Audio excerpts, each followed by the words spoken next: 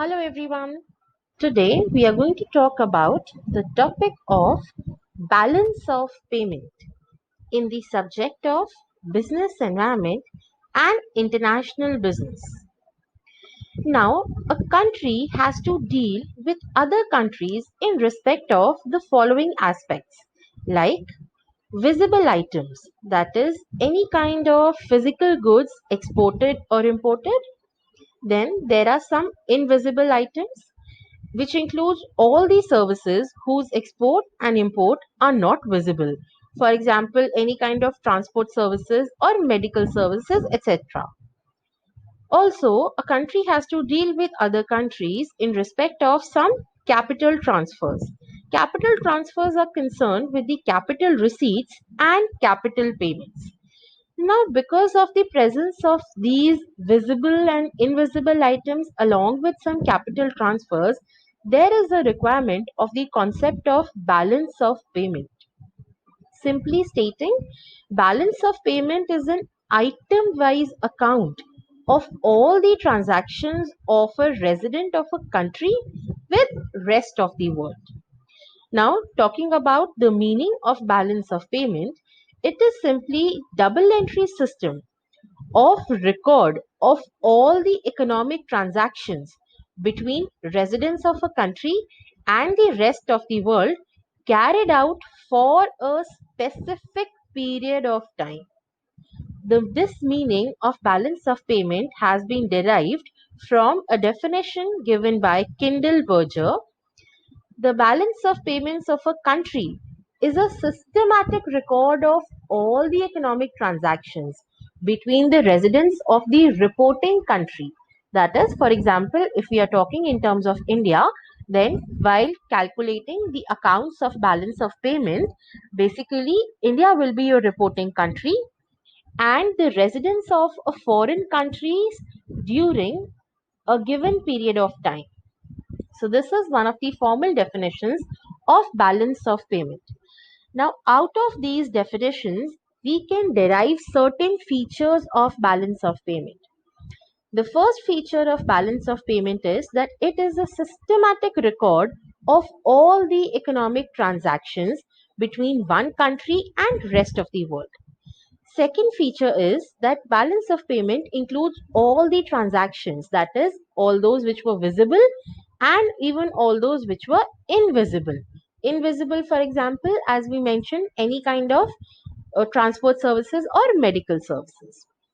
Third feature is that it relates to a period of time and generally it is an annual statement. Another feature is that it adopts a double entry bookkeeping system, which means that if there is some kind of effect on the debit side, then there will have to be an effect on the credit side as well.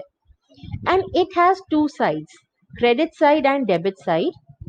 All the receipts they are recorded on the credit side and all the payments they are recorded on the debit side.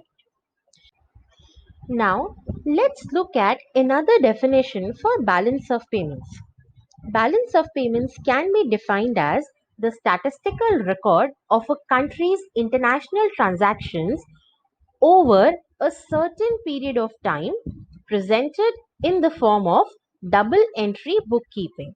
Now, if we try and derive some features out of this definition, we will identify that some of them have been common with the features that we had just discussed. Let's focus on the particular words international transactions. Now, there can be two different kinds of international transactions. First, credit transactions, and second can be basically debit transactions. Talking about credit transactions are those that earn foreign exchange and are recorded with a positive sign, which means that they will lead to some kind of earnings for a nation, and how these transactions could be performed and in what form the earnings can be there. First, either through export of goods and services, then through any kind of unilateral transfers that are recorded or from the foreigners, that is in form of any gifts or any kind of capital inflows. Next, if we talk about that what are the debit transactions? So debit transactions are those that involve any kind of payment of foreign exchange, and these are recorded with a negative sign.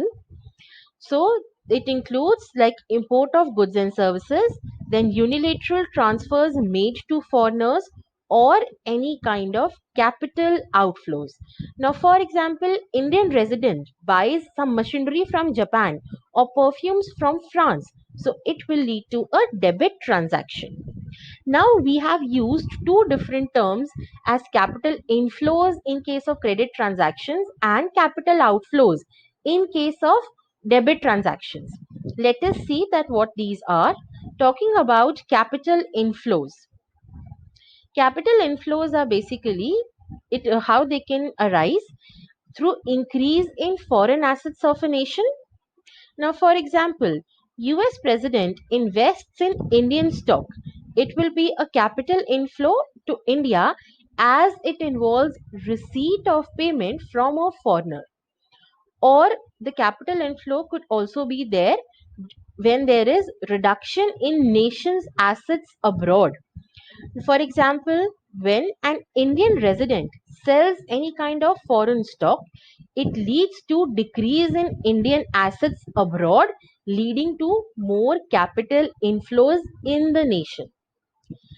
Then talking about capital outflows, it could be in two forms. First, increase in nation's assets abroad. For example, purchase of any UK Treasury bill by any Indian resident.